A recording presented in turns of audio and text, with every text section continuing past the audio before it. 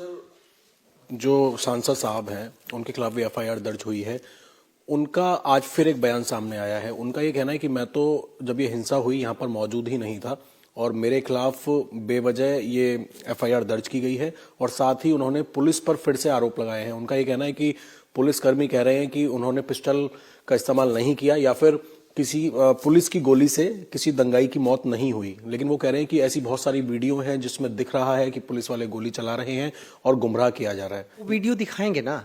19 तारीख को जो सर्वे हुआ उस समय का वीडियो हमारे पास है, क्योंकि वीडियो के दौरान ही सारी चीजें हो रही थी, जिसमें बार बार उनके द्वारा सर्वे करने वाली टीम को डिस्टर्ब किया जा रहा था।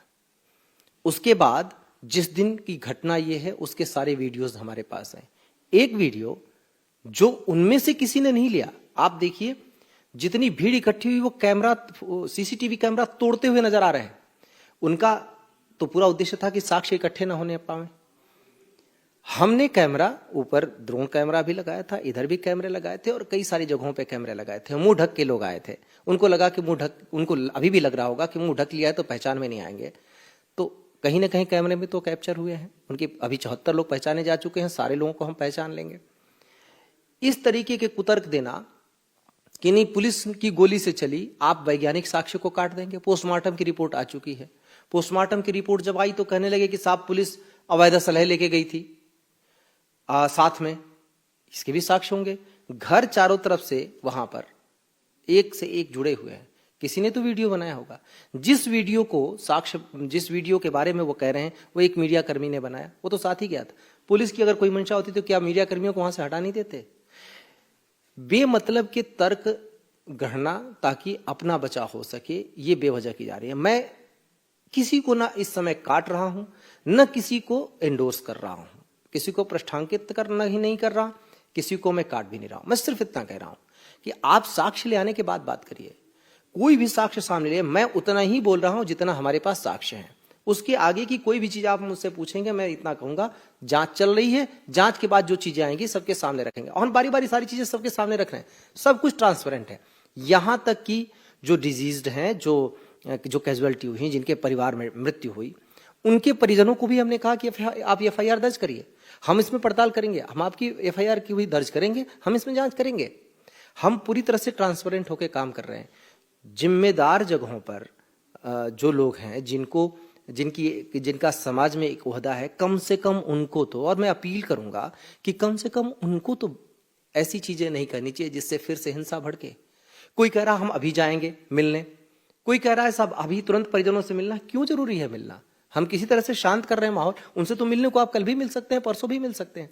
हम सारे लोगों से बातचीत करके माहौल शांत करने की कोशिश कर रहे हैं, आप माहौल को भड़काने की कोशिश कर रहे हैं। अभी तुरंत आना क्यों आवश्यक है?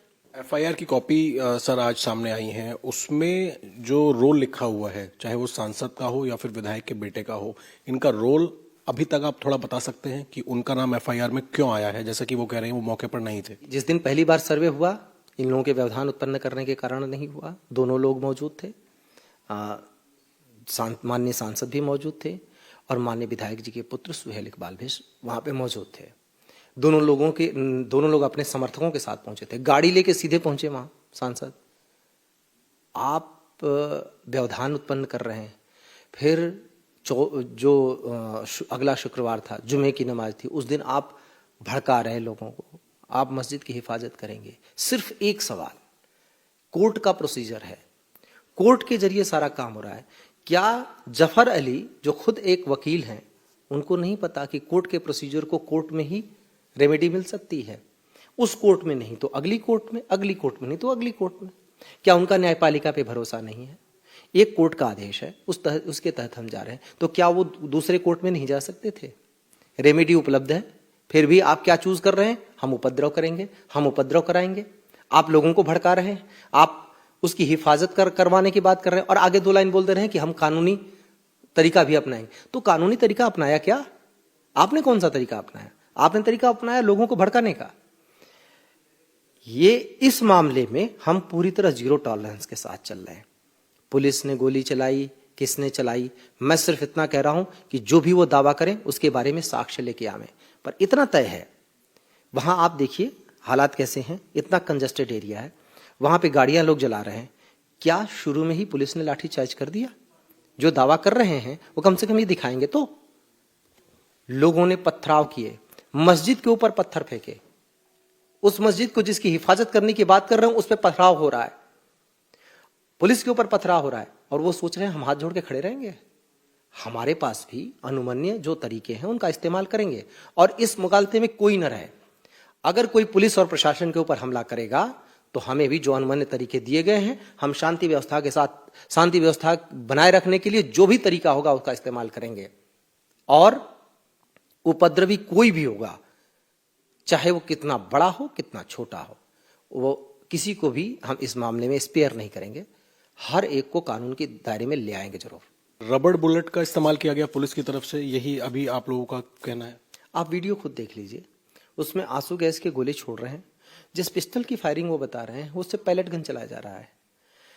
इतना तो सामान्य तौर पर देखकर भी केवल आवाज, दूसरी बात ये कही जा रही है कि गोली मारो कह रहे हैं। एक सामान्य सा सवाल है कि क्या जब हम किसी को कहते हैं कि ये तुम्हारे साथ कर देंगे, कोई सामान्य सी बात होती है, लोग बच्चों को डराते हैं तुमको इसी में धकेल देंगे, तो क्या धकेल दिया जाता है? हम किसी को तो बड़ी बहुत मारेंगे तो क्या हम मारने लगते हैं? हम डराने के लिए लोगों को कहते हैं। हम नहीं चाहते कि कोई उधर आगे आवे। क्या जरूरत थी वहां जाने की, आप बताइए।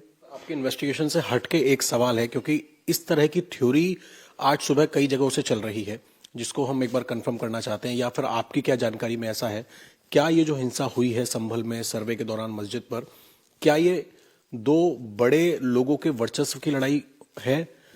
कई लोग इस तरीके की बातें कर रहे हैं कि तुर्क समाज और पठान समाज जो है वो आपस में वर्चस्व की लड़ाई है। सांसद के समर्थकों ने जो विधायक के बेटे हैं उनके समर्थकों पर हमला किया। क्या इस तरीके की कोई चीज आई है, या इसको आप लोग अगर सुन रहे हैं तो उस पर काम कर रहे हैं, इन्वेस्टिगेशन कर रहे हैं? जांच चल रही है, इसमें सारी चीजें आ जाएंगी। क्या है, क्या तथ्य है, वो धीरे धीरे सामने आ जाएगा। कोई भी ऐसी बात होगी, मैंने स्पष्ट कहा कि हम जांच करेंगे और बहुत ट्रांसपेरेंट तरीके से जांच करेंगे। जो चीजें होंगी सबके सामने आ जाएंगी। पर इतना तय है कि हमने जितने भी मुकदमे में अभी तक जिन 22 लोगों के नामजद और 1000 से ज्यादा अज्ञात लोगों के खिलाफ FIR किया है, वो बेवजह नहीं है, बिना साक्ष्यों के नहीं है। हमने जो भी किया है साक्ष्यों के आधार पर किया है। बहुत सारे अब सामने आए हैं जिसमें पथराव किया जा रहा है, ड्रोन कैमरे की जो फुटेज है उसमें भी पथराव करते हुए दंगाई नजर आ रहे हैं। तो जैसा कि आपने बताया 74 को चिन्हित कर लिया गया है। इनके रोल और इन सारी चीजों को वेरीफाई अब आप लोग कर रहे हैं और अरेस्टिंग की प्रोसेस में? बिल्कुल, उनको ही नहीं, उनके पीछे के साजिश करने वालों की भी हम पहचान कर रहे हैं। जिन्होंने उनको उकसाया, जिन्होंने इतनी जल्दी उनको इकट्ठा किया, निश्चित रूप से उनकी पहले से प्लानिंग रही होगी। जो सारे लोग इकट्ठे हैं, CCTV कैमरे के जितने कैप्चरिंग है वो सारी बता रही है कि वो किस लिए इकट्ठा हुए थे और किस तरीके की हरकतें कर रहे थे। तो जरूर कुछ लोगों ने उनको बुलाया होगा। इसमें कितने बाहरी लोग हैं उनकी भी हम पड़ताल कर रहे हैं, पहचान कर रहे हैं। और कड़ियां कहाँ तक जाके जुड़ रही हैं कि अचानक से जब ये इंसिडेंट होता है तुरंत बाद सोशल मीडिया में डिफरेंट तरीके की पिक्चर्स चलने लगती हैं। एक वीडियो बनाया जाता है कि मस्जिद, जैसे इस एंगल से वीडियो बनाया गया जैसे कि मस्जिद से धुआं उठ रहा हो, यानी इंप्रेशन ये डालने की कोशिश की गई कि मस्जिद को डैमेज किया गया है, जबकि गाड़ियां चलाई जा रही थी और दूसरे एंगल से फोटो लिया गया उनसे निकलते धुएं को। तो ये जानबूझकर किया जा रहा था, प्लान वे में किया जा रहा था। और इसी पर मेरा सवाल है कि जो इस तरीके के फोटो वीडियो ले सकते थे वो बाकी भी वीडियो फोटो ले सकते थे, और आगे आने वाले समय में आएंगे भी, आते हैं तो बिल्कुल हम उसमें देखेंगे। पर हमारी नज़र बराबर से सब पर है। जिसने साजिश की, जिसने उकसाया, सोशल मीडिया पे भी निगाह है, कौन लोग इसको प्रोलिफरेट कर रहे हैं, कौन इसको उकसा रहे हैं, भड़का रहे हैं और बाहर भी इंप्रेशन खराब कर रहे हैं हमारा, उन सब पे नज़र है। एक बार जब सारे एविडेंस हमारे पास कलेक्ट हो जाएंगे, सभी की पहचान हो जाएगी, तो कार्रवाई सबके खिलाफ सख्त करेंगे, और कम से कम इतनी सख्त तो जरूर करेंगे। हम इसको पूरा परस्यू करेंगे अदालतों तक कि इनको इतनी कड़ी सजा मिले कि आगे से कोई ऐसी हरकत ना करे।